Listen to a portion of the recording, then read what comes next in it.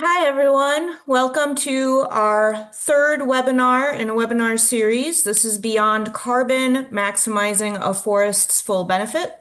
I am Emma Johnson, Director of Philanthropy with American Forest Foundation, and I'm just going to give us one more minute for folks to come in, and then we'll get started.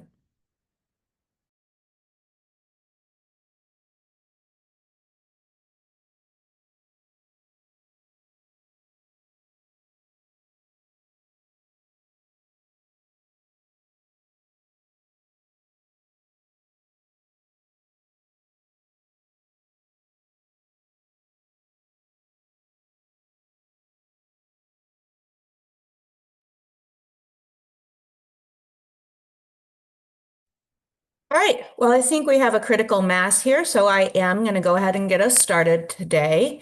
Our session is going to focus on how carbon projects can be designed to deliver both climate and conservation outcomes.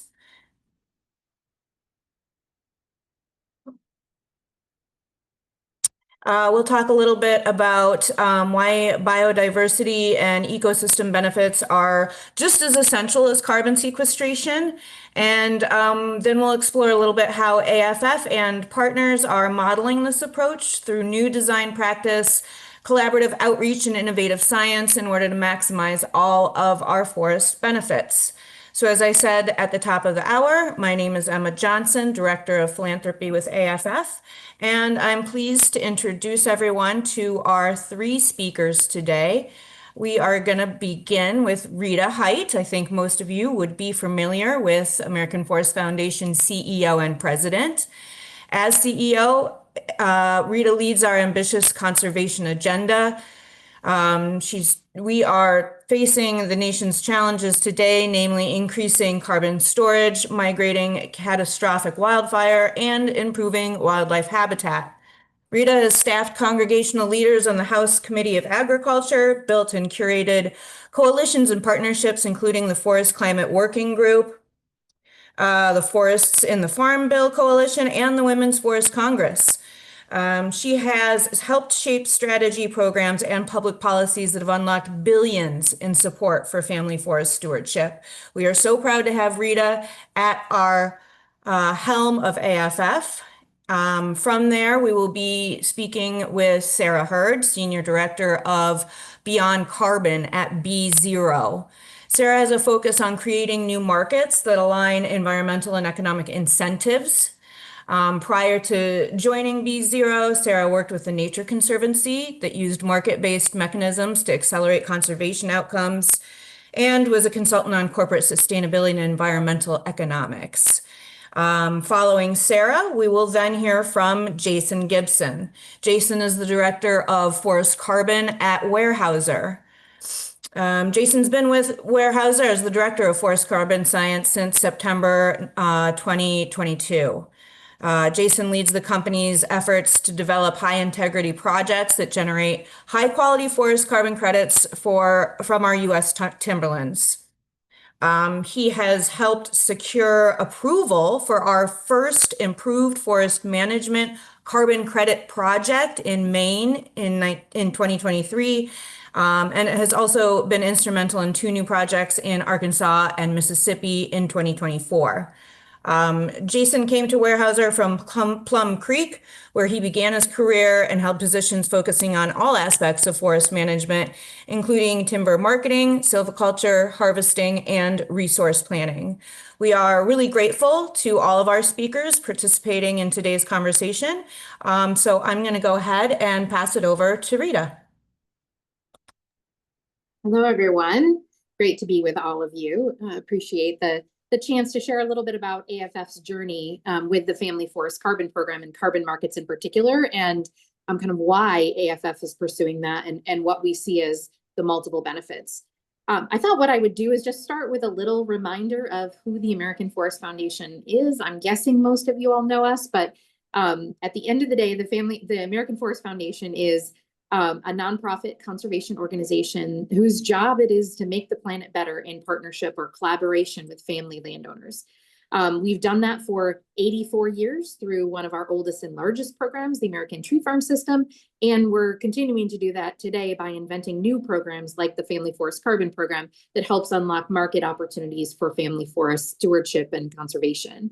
But the Family Forest Carbon Program is a carbon program, right? It's about selling carbon credits in the voluntary carbon market to corporations. So you might be saying, how does that actually provide co-benefits and deliver more than just carbon? And one of the kind of key values for us as an organization is that we always want to focus on sustainable forestry. We're not in the business of creating carbon farms. We're in the business of creating healthy and diverse forests through carbon markets as a means to finance that work, to, of course, ensure that we're delivering meaningful and measurable impact on the atmosphere as well. So probably the best way to talk about kind of the range of benefits from the Family Forest Carbon Program is to tell some stories. So I want to share two stories. One of the Hartman sisters. So the Hartman sisters inherited their, they have about, I think, 450 acres or so from their dad. Their dad loved the land and was very passionate about it. And they can remember walking the land with their dad and really had a commitment to it. And when they inherited the land, they didn't know what to do. And unfortunately, they did an unsustainable timber harvest and saw the impact of that. And then shortly after that, they came across the Family Forest Carbon Program. And what the Family Forest Carbon Program did was gave them access to a forester, someone that they could have confidence in to help them figure out how to do right by their land. And that forester helped them think about carbon and how to manage for carbon, but also how to ensure that they get the range of benefits like wildlife, for example, that they really wanted to increase on their property. And the other thing that the Family Forest Carbon Program has helped them do too is actually figure out the future of the land. So we think about it both in terms of delivering some of those benefits like biodiversity and habitat and water, but it's also a tool to actually help families plan for the future. And so therefore we see it as a really important land conservation tool that ensures that families can pass the land on to the next generation. So that's the Hartman sisters. I also want to talk about the Ribas. They actually own a chunk of land, are very passionate about their oak and oak restoration. And unfortunately, they've had a bout of spongy moth on their property. And what they found is by having access to the Family Forest Carbon Program and some of those carbon revenues, they were actually able to finance treatment for the spongy moth so they could save their oaks. So that's another example. And of course, those oaks have incredible wildlife benefit. That was the primary reason why they're managing their land, is for the range of wildlife benefits. So just a couple of examples of how families are participating in the program and utilizing a lot of the resources that program offers through financing from the carbon market to drive a whole range of benefits. The other thing to just name is AFF is also exploring how can we bring carbon finance to the table as we're addressing wildfire risk. I think we all know that, particularly in the West, but frankly, all across the country at this point, we have a significant wildfire crisis. And so what we need to do is help landowners. And by the way, landowners are more than 50% of the high fire risk out West. So they're a pretty big chunk of the landscape at high fire risk. And so families have to figure out how to treat their land, how to remove the excess fuel and create a healthy, resilient stand. And unfortunately, that costs money. In some places out West, that can cost up to $5,000 an acre. A family cannot afford that. And so what AFF is also trying to do with carbon markets is unlock different financing mechanisms. Carbon's not going to pay for the whole amount of treatment, but if you can stack carbon with a number of other financing opportunities, we think there's a lot of promise there. So just a couple of examples of how carbon finance, carbon markets are enabling a whole range of healthy, resilient practices in our forests. Last thing I'll just say is, you might be wondering, what is the role of philanthropy in all of this? Because this is very different than what traditional philanthropy is funded, where traditional philanthropy provides a grant to implement practices on the ground. And that's kind of the end of it as those lands get under those practices. What the carbon markets enable us to do is find a steady stream of revenue and income to sustain those practices over time. And what we find is philanthropy can come in a couple of different ways. One, philanthropy can help with the development of carbon programs and carbon opportunities so that they can continue to be high quality and ensure integrity and have science that enables co-benefits. So that's a really important role that we've partnered with philanthropy on, is development of these opportunities, because they're not just something that you can pull off the shelf. And then kind of two other things that I would name. Philanthropy is also really helping and can increase the opportunity for smallholders. Carbon markets and these market opportunities tend to be really hard for smallholders to participate. It's just a matter of economies of scale, right? The smaller the acreage, the more costly it is to provide that landowner with the technical assistance to help them figure out what to do with their land. And so philanthropy can also help with that small and underserved landowner in helping enable the market opportunity for them. And then the last thing I'll just say, we've partnered with philanthropy on risk capital. This is a market, right? And so in theory, there is a revenue stream, and this can actually work in a business model. And these markets are new and they require risk capital. And so philanthropy can come in and help de-risk that capital, as well as a means to bring more private finance off the sidelines into nature-based solutions and to family forests. So those are just some examples of how we've utilized the Family Forest Carbon Program to deliver really a meaningful benefit for families and the environment, and opportunities that we can continue to enhance that in partnership with philanthropy and other partners. So that's a little bit of what I wanted to share. I think I'm going to pass it over to Sarah to share a little bit from her perspective on carbon and the co-benefits from carbon markets. Thank you so much, Rita. Thank you, Rita, and thanks so much for having me here today. I am Sarah Hurd from B0 Carbon, and B0, for those of you who are not familiar, is a global carbon ratings agency. So we believe that carbon markets are really crucial to hit net zero, and that independent ratings will help this market scale. And you can think of our ratings as similar to ratings in financial markets. So we use a letter scale from AAA to D. And what we are measuring is the likelihood that 1 ton will avoid or remove 1 ton of carbon, because we believe that carbon efficacy exists along a spectrum. And so we provide transparency, the whole goal being to make better environmental investments. And we feel like this is just really important in a market that has had some integrity concerns, because our goal is to lift up quality by showing what good looks like. So far, we've rated about 700 carbon credit projects in every sector, from improved forest management to industrials and beyond. And we are increasingly looking beyond carbon, so at the sustainable development aspects of carbon projects. And this is both on the risk side and the benefits, involving ecosystems and communities. And this is my focus at B0. And I'm leading the development of new products that measure beyond carbon, so that buyers, investors, and developers can see the trade-offs between carbon efficacy and beyond carbon, but also in some cases, the alignment. So at B0, we look at 2 core aspects of beyond carbon: the risks and the benefits. And that's because they're measuring 2 very different things. If you put them together into a single measure, they start to wash out. And it becomes really difficult to tell the difference between high risks and high benefits. And in developing new products, we have started with the risks. Most of us, I think, want to jump right to the benefits. And that's because carbon markets do have this enormous potential to deliver benefits to nature and people.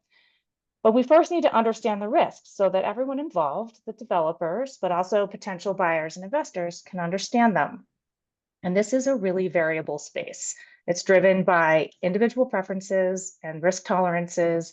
So what's too risky for one buyer will be, totally worth the potential gains for another. And our goal at B0 is really just to shine a light on these risks, just like we do with carbon efficacy, so that we can build investor confidence, which is really crucial to scaling the market. So to do this, we've developed a beyond carbon risk assessment. And here we're evaluating 3 things: the social, the environmental, and the reputational risks of a carbon credit project. And we provide a top line score, what we call a risk tier, which is on a scale from 1 to 5, where 1 is low risk and 5 is high risk. And this sits alongside our rating. So you have a rating for carbon efficacy and then a risk tier for beyond carbon.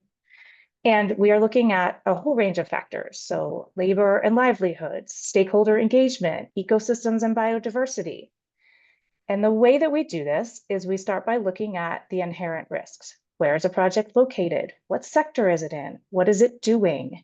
And then we look at all the different types of mitigation it might be engaging in. And oftentimes in carbon markets, these are called safeguards. And then we're looking at how effective these safeguards are. And the result of all of this is what we call the residual risk. And this is what's driving the sort of score or overall assessment of, is this a high risk project? Is it a moderately low risk project, et cetera.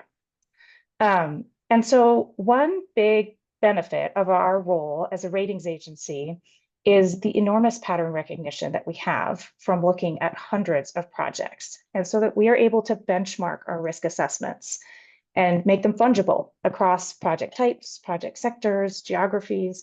And it's the same thing for our carbon ratings agency, or sorry, carbon ratings. And so a high risk in one sector is the same as a high risk in another sector. And there aren't these sort of intra-sector variations. And we have recently rolled out this risk assessment for Beyond Carbon for projects that haven't yet issued credits, so pre-issuance. And this allows our clients to see not only the carbon and the Beyond Carbon risks, but it also gives the opportunity to mitigate these risks and improve project integrity before issuing credits. And so sort of increasing that positive feedback loop and kind of lifting the project quality up. So that's the risks. On the benefit side, which is kind of the flip side, we are currently developing a product that does a similar thing. But it's scoring the likelihood that a carbon project will deliver the benefits, whether these are claimed or not. We use the same scale from 1 to 5. And this is a little more analogous to our carbon rating, which is looking at the likelihood that a ton is a ton. And so for our Beyond Carbon benefits assessment, we're looking at the same drivers. So I mentioned stakeholder engagement, ecosystems, and biodiversities, so that they're kind of mirror to one another. And here we're looking at things like, what is the evidence to substantiate the project's claims? What does the literature say about this? What does our experience or pattern recognition tell us about what good looks like? So for example, if a project is claiming to create new jobs, how do we know that? Is it in their financial model? Is there kind of literature that shows typically this type of project might have this type of job creation? And those are the types of things we're looking at. We are also looking at feasibility. How easy is it or feasible to deliver these benefits? And how sustained are they over the lifetime of the project? So is there a dedicated funding source? Are these benefits integral to the project? So they are going to happen if the project is successful. And just as with our Beyond Carbon risk assessments, with our benefits, we're aiming to be transparent around the likelihood of Beyond Carbon benefits. And we want to be able to show the trade-offs between carbon and Beyond Carbon, but also to increase confidence that buyers and investors are getting what they pay for. So I think I'll try to give an example to land all of that, and just try to bring it to life. And so let's use an improved forest management or IFM project in the US. And let's say for carbon, it gets a B rating, which is a moderate likelihood of carbon efficacy. And that is basically on the threshold of investability. We typically see a BB or BBB is where buyers and investors feel comfortable. And let's say it has moderately low Beyond Carbon risk. So it gets a risk score of 2. And land tenure is secure. That's kind of typical of what we see in the US. There's recreation on the land, and the project's going to allow it to continue. But forestry is a hazardous industry, and there's a bit of an accident record, despite the fact that the developer has a health and safety plan in place. The project uses herbicides, but they're applying best management practices to minimize water quality and other environmental impacts. So all this together tells you there's a little bit of something there, but this is not a high risk project. And you can decide as a buyer, investor, or developer, am I comfortable with these risks? Or do I want to push for more mitigation? Or is this something that, particularly on the buy side, maybe I'm not comfortable with? But again, I would call that a pretty moderately low risk project. So same project. Let's say this one now has a moderately high likelihood of Beyond Carbon benefits. So it also gets a score of 2, because 2, the lower end of the scale, is better. Because it's reducing harvest, it's focusing it along streams. It's expecting to improve habitat for a number of protected species along these streams.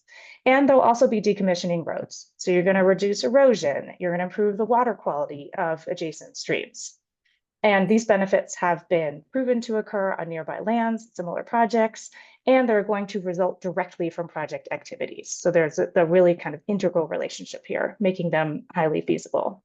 These benefits also have really clear metrics, and they will be monitored throughout the life of the project. So that's just an example of how if you have a carbon rating, a beyond carbon risk assessment and a beyond carbon benefits assessment on the same project, you can kind of understand holistically what it's looking at. And is this the type of project for you as a buyer or investor? And also for developers who are aiming to show, this is a high integrity project and this is why. So I think I'll just close out by reiterating the importance of increasing transparency around the risks and benefits of carbon projects if we are going to scale carbon markets. And at B0, we see a relationship between price and quality. So higher rated projects get higher prices on the market. And we see about a 40% increase with each increased notch. So as you go from a double B to a triple B, for example. We also see a similar trend around projects that make claims of contributing to the United Nations Sustainable Development Goals, or SDGs, which we don't always talk about in the US very much, which are selling at prices that are on average about 30% higher. So a project that has a claim is going to get higher prices. These trends really highlight the importance of assessing the integrity of claims around the benefits of carbon projects holistically, the carbon efficacy, but also the beyond carbon, so that we're moving beyond the claims. Because it's concerns about integrity that are keeping investment on the sidelines. And it's really critical that we increase investor confidence so that we can scale carbon markets to their full potential. So I think with that, I will thank you again for the opportunity to share. And I'm now going to hand it over to Jason Gibson from Weyerhaeuser to talk about his work. Thanks, Sarah. Appreciate it. All right, I've got the slide up there. Good. Again, I am Jason Gibson, Director of Forest Carbon at Weyerhaeuser. I'll start talking a little bit about myself and then about Weyerhaeuser and then finally how we approach forest carbon. First, I do want to thank the American Forest Foundation for inviting us to be a part of this conversation. I think it's important, but also all the work they do for family forests. And so I spent most of my career managing working forests across the Southeast. I got my start helping family landowners care for their forests as I started with a consulting forester. I later joined a major timber company and managed a much larger land base. Did everything from harvesting to silviculture across a few different states in the Southeast, but I eventually moved in a business development role. I was working across our entire timberland portfolio to help customers interested in building new wood products facilities find locations. And then in 2022, I stepped into forest carbon as we began building out this new part of our business for us. So let me give you a quick snapshot of Weyerhaeuser. We've been managing forests sustainably for over 125 years. We own and operate more than 10 million acres of timberland across the US and another 14 million acres in Canada under long-term lease. That makes us one of the largest private forest landowners in the world. We also operate 33 wood products facilities, produce lumber, plywood, OSB, engineered wood products.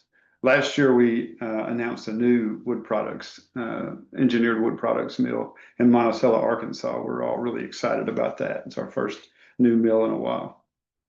We started replanting forest after a harvest back in the 1930s. We were one of the first to do that. And today, every acre we manage is certified to the Sustainable Forestry Initiative standard.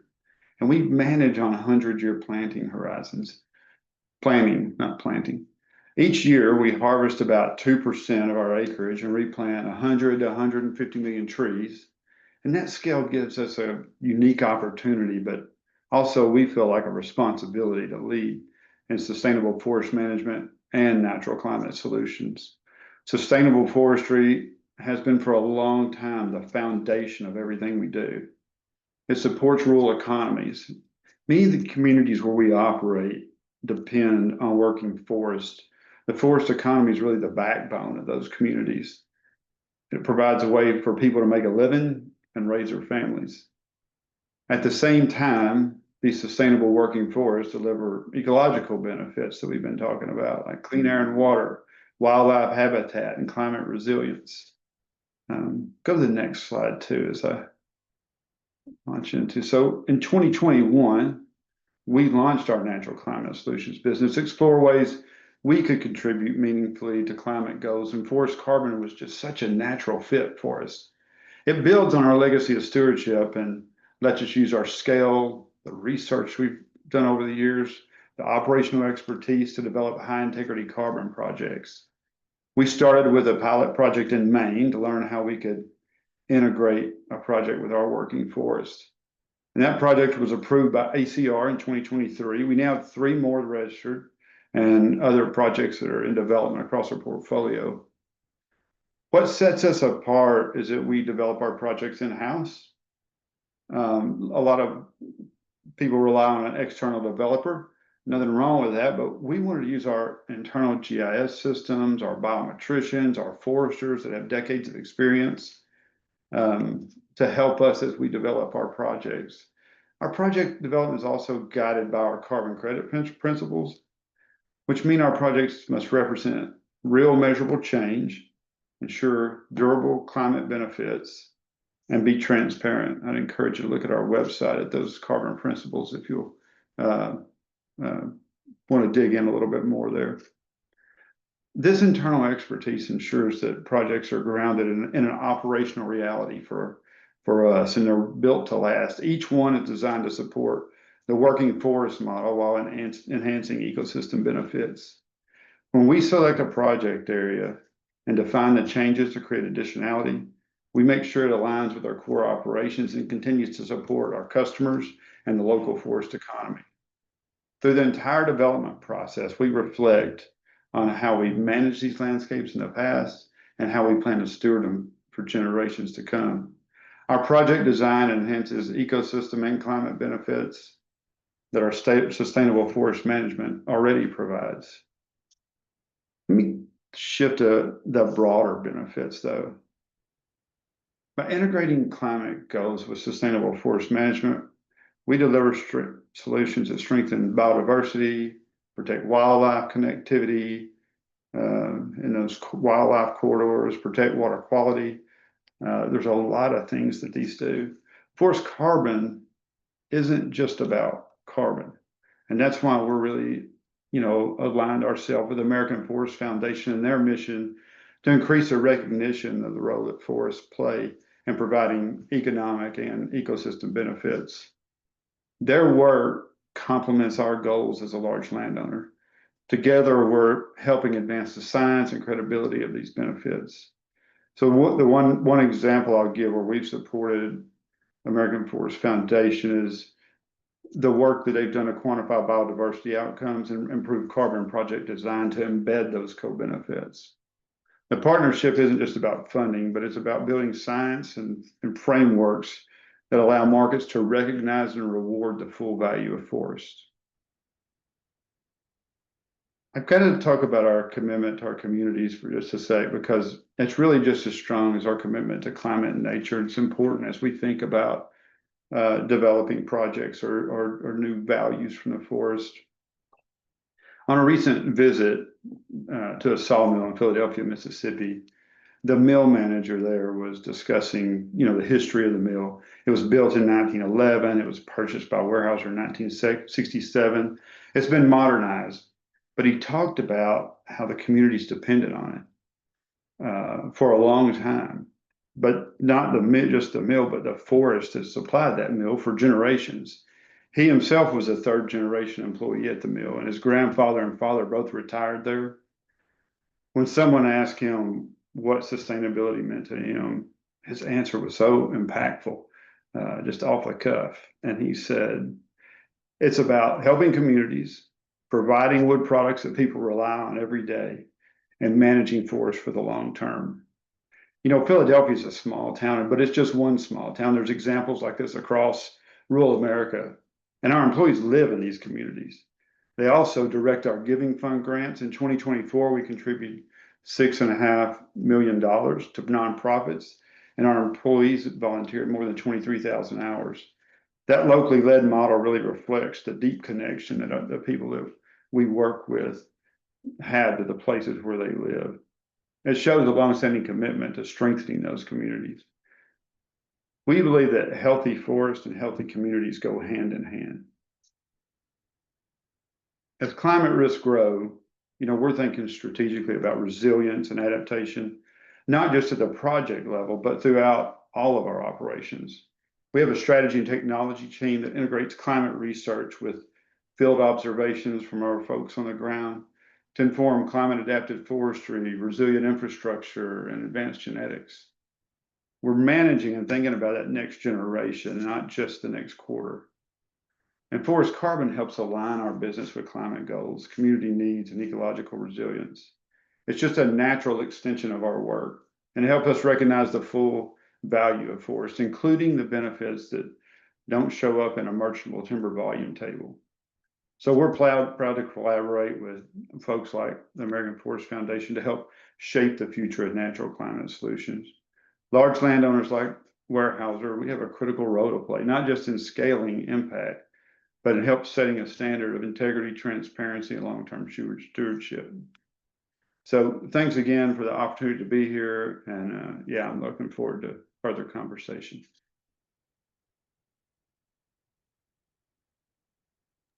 Great. Thank you so much, Jason, Sarah, Rita, all of you for sharing your expertise with our group and generating some great conversation.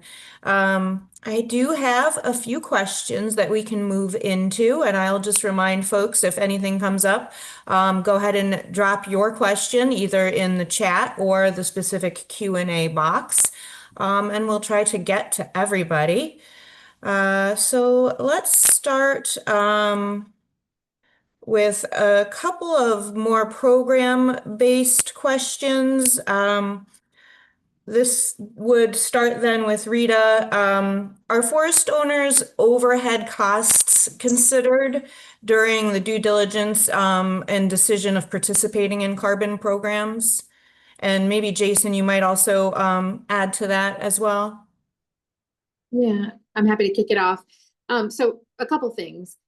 When AFF started the Family Forest Carbon Program, we started it because small owners really were not able to access carbon markets. If you didn't have more than about 5,000 acres, which is not the majority of family landowners, carbon markets were really inaccessible. And so AFF intentionally designed the Family Forest Carbon Program so that there wasn't a lot of overhead for landowners to participate in a carbon market. And it's designed very much like a conservation technical assistance and financial assistance program that you might participate in at USDA. And instead of us just bringing government dollars to the table, we're also able to bring that carbon finance. So, that's the theory behind the Family Forest Carbon Program, to make it easy and accessible so that family landowners' overhead, or the cost to figure out in inventories and measurement, monitoring, and verification, and those kinds of things that are required for folks to participate in the carbon market, aren't borne solely by one family, right? What we're doing is aggregating thousands of families across the landscape, and we can make those costs rational because we're able to aggregate those landowners and provide the assistance across those properties. I hope that answers the question. Obviously, for landowners that are participating in individual carbon projects, maybe Jason, you could speak to how Weyerhaeuser factors overhead into your approach as you're participating in carbon projects. Yeah, I'm so glad you guys are working to pull people together to help with some of those costs. It is expensive, and yes, we do factor it in when we think about what the value of forest carbon should be. And so again, those inventory costs, the verification costs, it's all very expensive, and it's really time consuming. So it takes from a people standpoint, it takes a lot of folks. So yes, that's factored into everything that we do. Fantastic. Thank you for your response. This question is for Sarah, and of course, anybody who wants to join in, but let's just start there. Sarah, does your work encompass small landowners pursuing the many benefits that you addressed?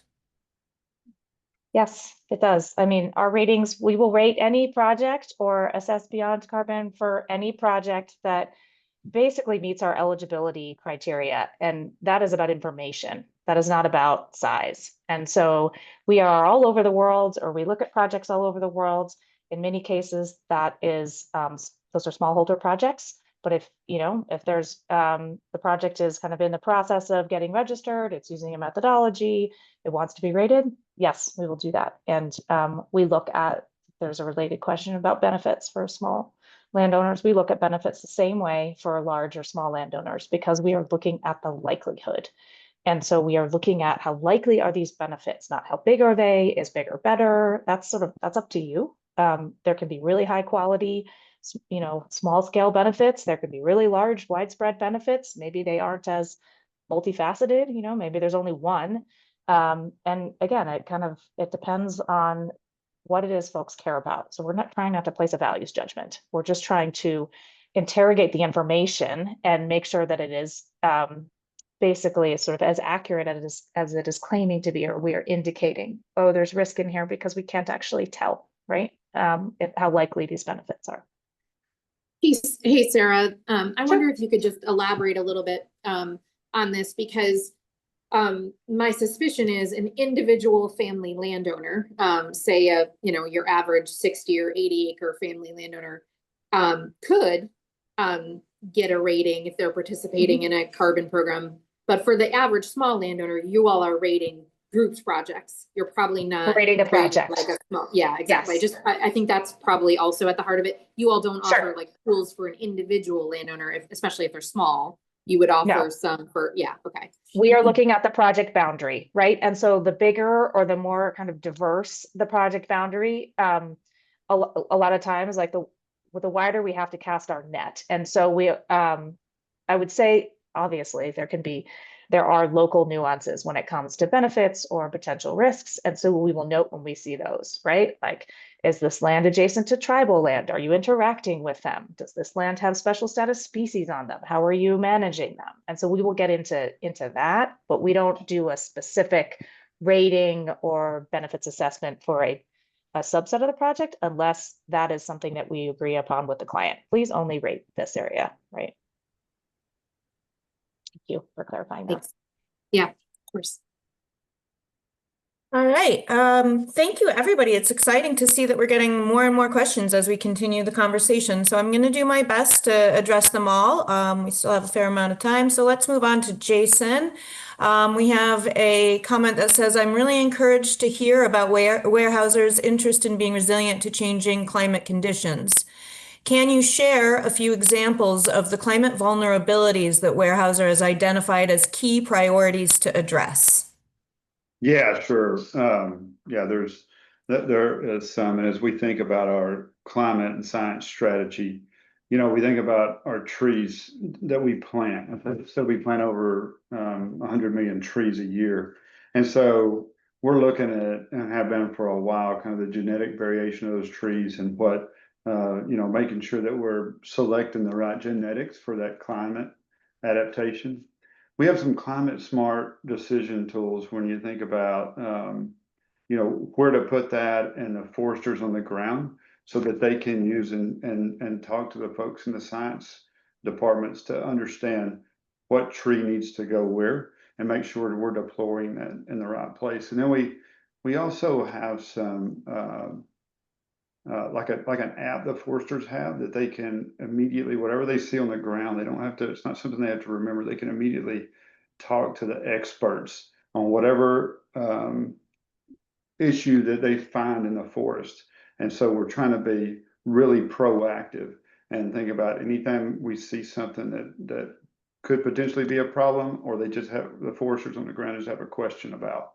And then I'd say the other thing that we're doing is really being proactive on, a lot of the new remote sensing technology helps us be able to see the forest at a larger scale without somebody just driving by and seeing something. So that's a lot of the things that we're doing, really thinking about how to deploy the trees and then making sure we're keeping up with any changes and being on the forefront of that. Of course, active forest management is one of the best things we can do, though.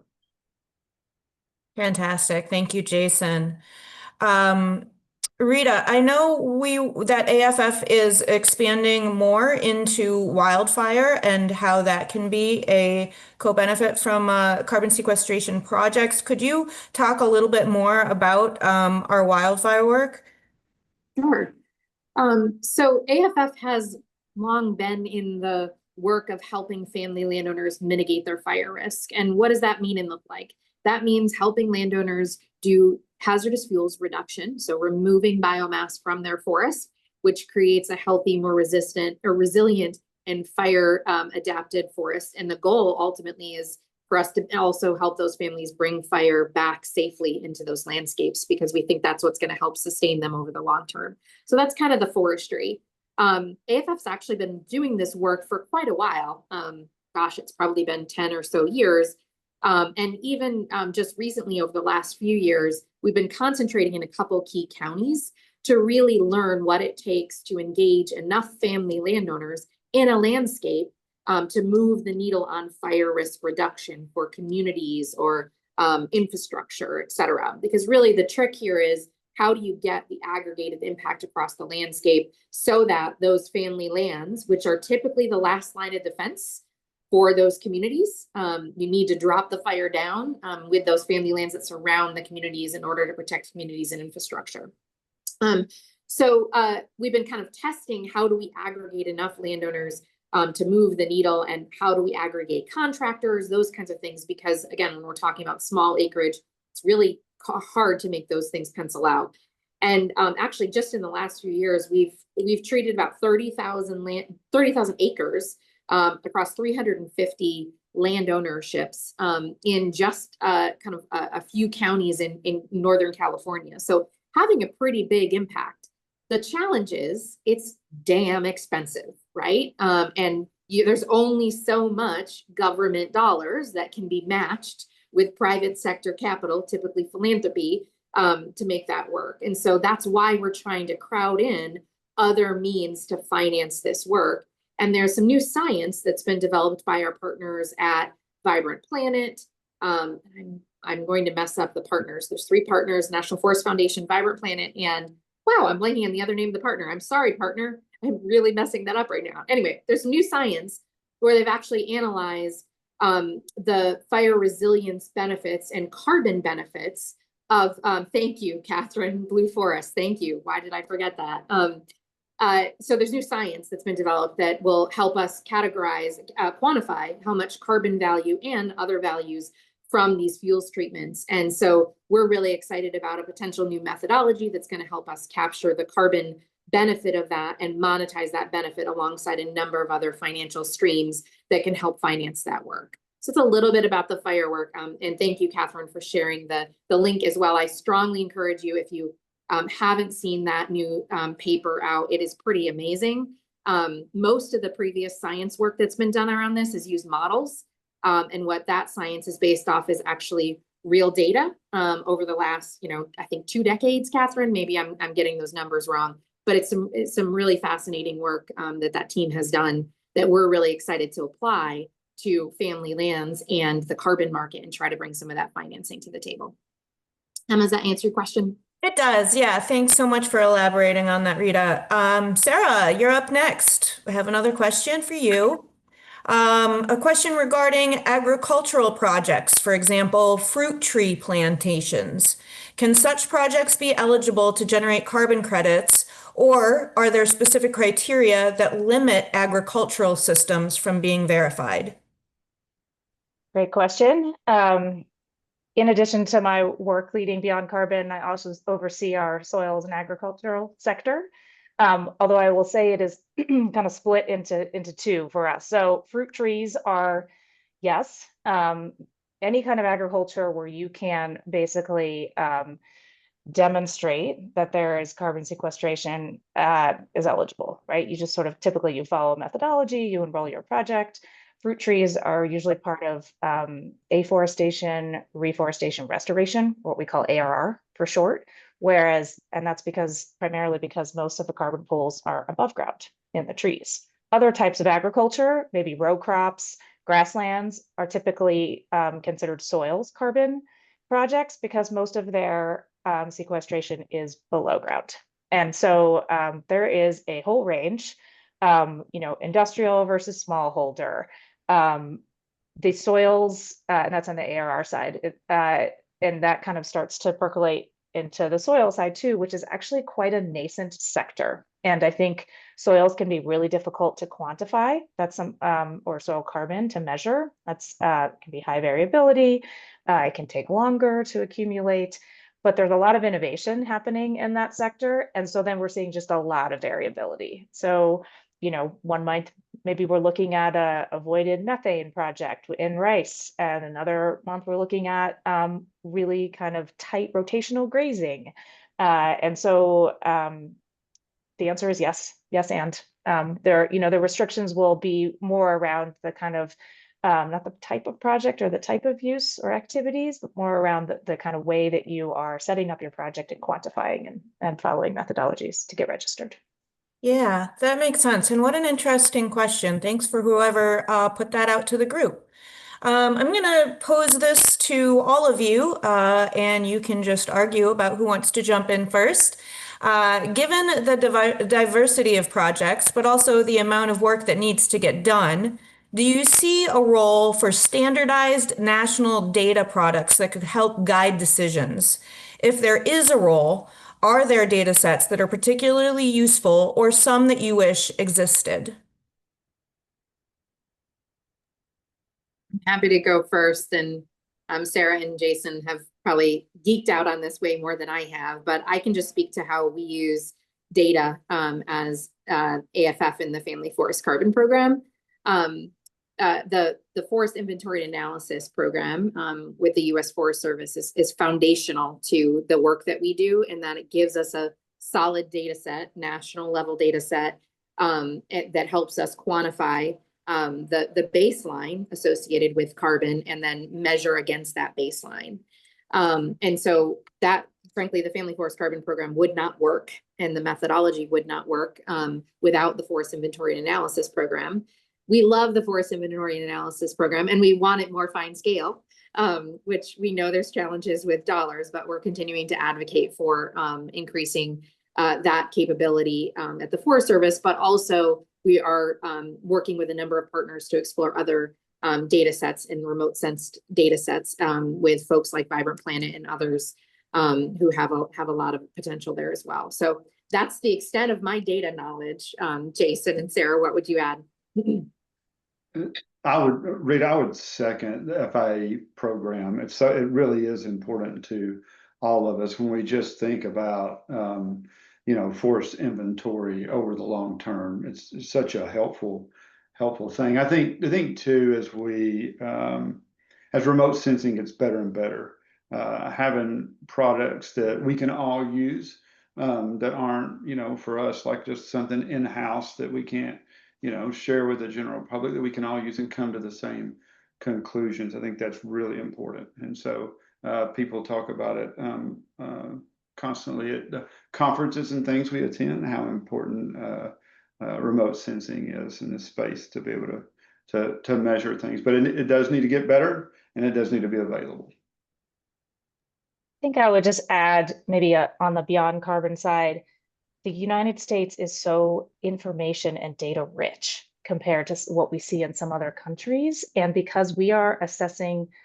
on the project scale, which can vary greatly, yes, it's helpful to have national data sets. Like we find the US Census Bureau, things like EJ Mapper, which is actually defunct now, but like those are really helpful because then you can use the same data across projects. But then in some cases, you really just do have to get down into the details. And so the more information, the better, but it's a little hard for me to wrap my head around like what type of data and how would that spread out across any project. And so I wouldn't want it to be in the way, because you might have one project that's, monitoring their environmental impacts really well, and maybe that's quite different than a different project, but that's great because they're doing it, right? And so it's more the fact that they're doing it, and kind of what's the incentive or the mechanism to kind of create that data collection and allow us to kind of access it.